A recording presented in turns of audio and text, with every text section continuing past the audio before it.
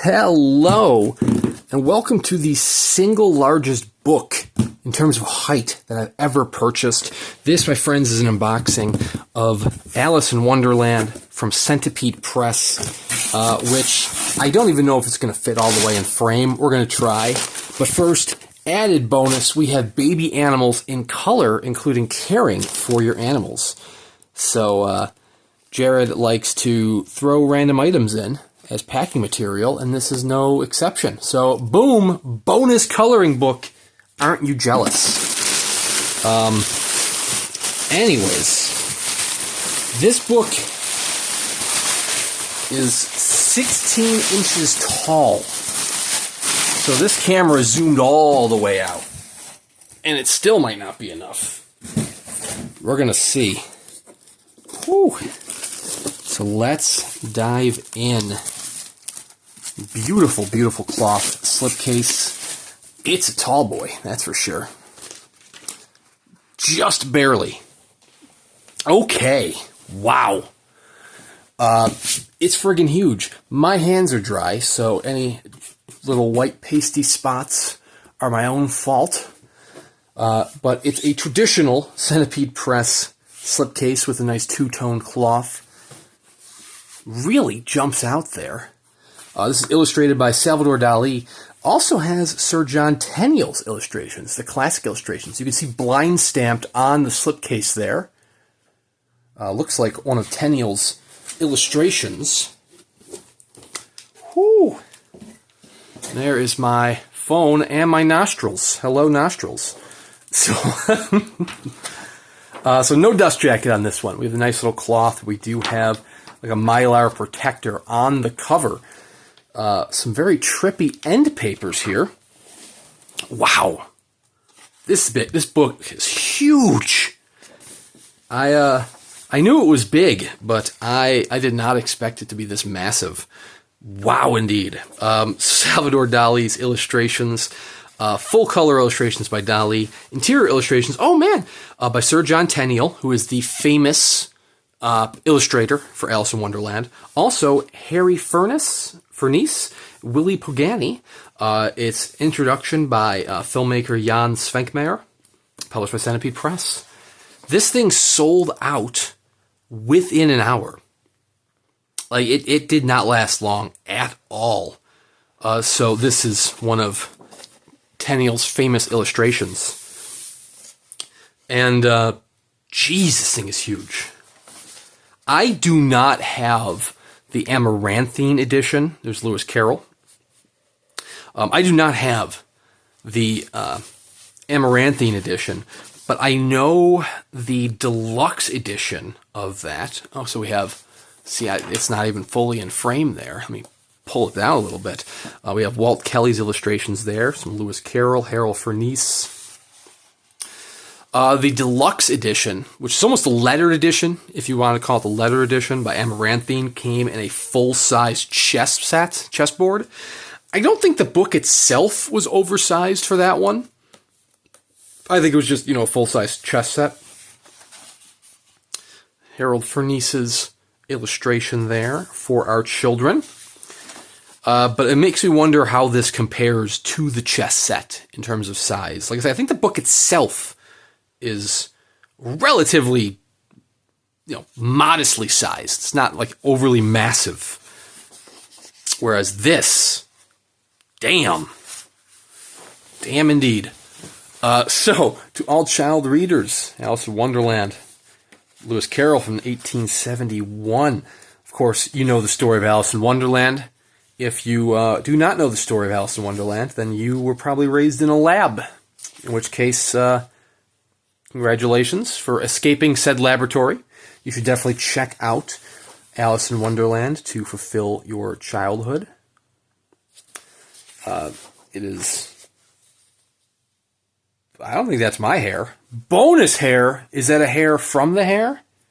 No idea. So, sometimes you get some bonus materials in your book. Alice's Adventures in Wonderland. We haven't even gotten to Dali's illustrations yet. This is one of Dali's. Wow! Okay, so Dali's illustrations, the black and white ones, whether it be Tenniel or Furniss, are printed on the same page stock as the book proper. Dali's illustrations are printed on their own full color pages and tipped in. And you can't really tell from the video here, but this is a thicker cardstock. I mean, it's, you know, and it is nice. Wow. I mean, I've seen, I don't know if I've ever seen any of Dali's illustrations for Alice in Wonderland. I mean, I've seen plenty of Dali's illustrations in general. Oh, look at that. And Tenniel's illustration is in color there as well. But I don't think I've ever seen any of his in color. Or I don't know what I'm saying here. So what I mean to say is, I've seen several of Dali's illustrations. I think of like the Melting Clock and such. I'm not going to lie, these full color illustrations are really giving me like Ralph Steadman vibes, which I'm sure Ralph Steadman is like, oh hell yeah, please compare me to Salvador Dali, whereas Salvador Dali is rolling in his grave and saying, please do not compare me to other artists at all. But yeah, I am going to. It's just the splattery kind of image that is giving me the Steadman vibes. Speaking of which, Steadman's got a bunch of art books out there, and I am patiently watching his store because they announced that a 3-pack, a Gonzo 3-pack of art books from Steadman, signed by Steadman, are coming to a store soon. So I am going to just stalk his website until I can maybe get that. Wow. It's so wild. I mean, well, Alice in Wonderland is a children's book, although there is plenty of crossover into, you know, adults reading Alice in Wonderland and adults going on crazy-ass drug trips inspired by Alice in Wonderland. Look no further to White Rabbit by Jefferson Airplane. You know, good, which has its own connection, if you will, to Ralph Steadman in terms of White Rabbit being in Fear and Loathing in Las Vegas. You know, dude's going on a trip and he wants to, what's the phrase? He wants him to throw the radio into the tub when the song peaks. But yeah, you're really getting those vibes from the Dali. That's the hookah smoking caterpillar right there. Advice from a caterpillar. I'm going to have to flip forward through several pages here just because we're getting to the 8-minute mark. And, you know, I'm going page by page. I want to show you all of the artwork, but, man, we're going to be here for like a 20-minute video if I'm going page by page. Plus, I think that might be violating copyright law because based on the size of this trim size, you can very easily read the entire novel. Actually, I mean, Alice in Wonderland, though, is a public domain novel. So, I mean, hey, nothing wrong with that, right? Really, the only copyright law was perhaps showing you all of the artwork. I don't know. There's the Queen of Hearts. Wow, this is... Like I said, I don't own the Amaranthine edition, but I'm telling you, this is the Mock Turtle. This, of the editions of Alice in Wonderland that I own, which is not many. I have like the Easton Press edition, which also has Sir John Tenniel's artwork in it. I have like a Barnes & Noble edition from many years back. But like this is the edition.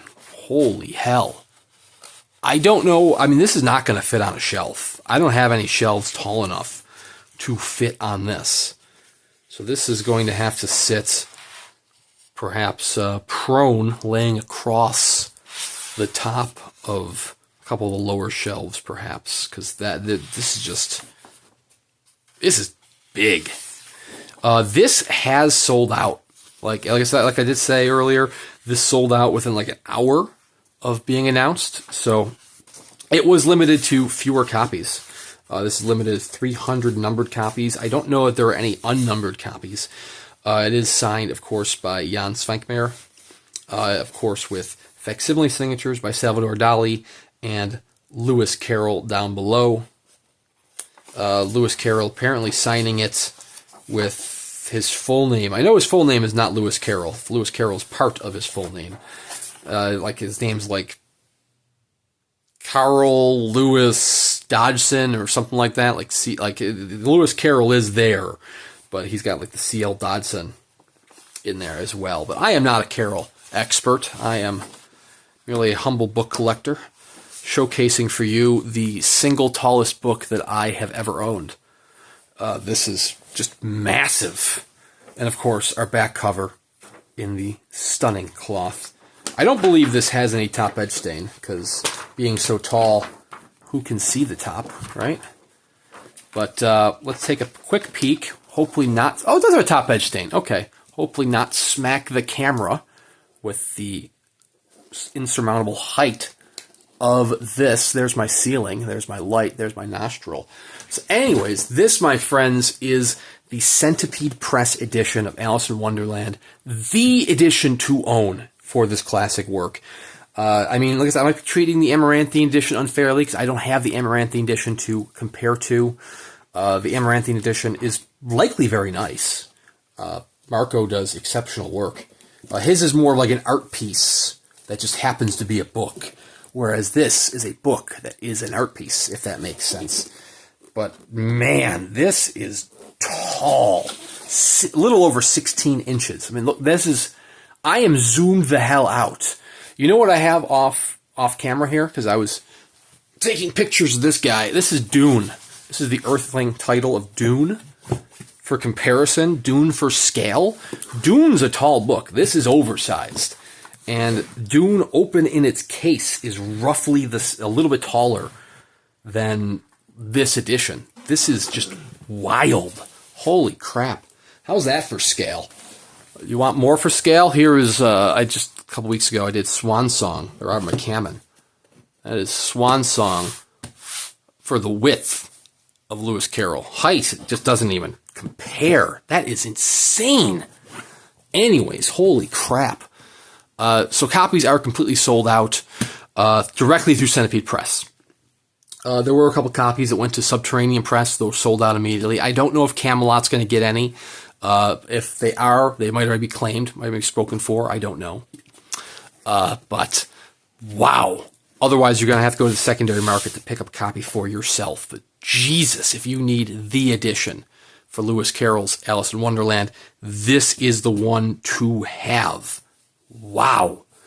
Did Salvador Dali, like I said, I'm not a huge Dali expert, did Dali do illustrations for Through the Looking Glass as well? Can we potentially have a companion volume from Centipede? Who knows? I don't know if he did. If he did, then that'd be cool, especially with how successful this one was. Wow. But check out Centipede Press. Make sure to subscribe to their newsletter so you don't miss out on titles like these. He does give at least a 1-week notice for these titles before they go on sale.